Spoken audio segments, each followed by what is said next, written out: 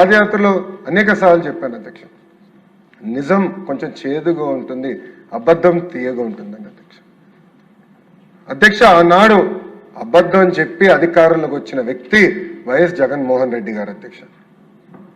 ఆనాడు ఆయన అన్నారు, నేను ఈ ప్రాంతంలోనే ఇల్లు కట్టుకుంటున్నాను, అమరావతి రాజధాని ఎక్కడికి వెళ్ళిపోదని ఆయన చెప్పారు అధ్యక్ష.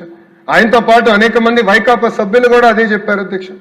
రాజధాని ఎక్కడికి వెళ్ళదు, ఆంధ్ర రాష్ట్రానికి శాశ్వత రాజధాని అమరావతి ఉంటుందని ఆనాడు చెప్పారు అధ్యక్ష. 151 సీట్లు గెలిచారు అధ్యక్ష. అబద్ధం చెప్పి గెలిచారు అధ్యక్ష. గెలిచిన వెంటనే మీరు చూస్తే ఏకంగా ప్లేట్ ఫిరాయించారు, 3 ముక్కల ఆట ప్రారంభించారు అధ్యక్ష. 3 రాజధానులు అని చెప్పారు అధ్యక్ష. అమరావతి ఎటుగో నాశనం చేశారు. అట్లని ఉత్తరాంధ్రలైనా కట్టారు అధ్యక్ష. ఒక్క వ్యక్తి బతికేదానికి ఒక ప్యాలెస్ కట్టుకున్నాడు అధ్యక్ష.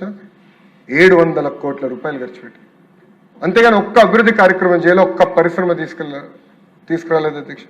అంతేకాకుండా కర్నూలుని న్యాయ రాజధాని చేస్తాడు అధ్యక్ష. కనీసం ఒక బెంచ్ కూడా తీసుకెళ్లేదు అధ్యక్ష కర్నూలుకి. అంటే మాయ మాటలు చెప్పి మభ్య పెట్టాలని ప్రయత్నించారు అధ్యక్ష. అందుకే ప్రజలు 151 సీట్లు 11 సీట్లకి తీసుకొచ్చారు అధ్యక్ష.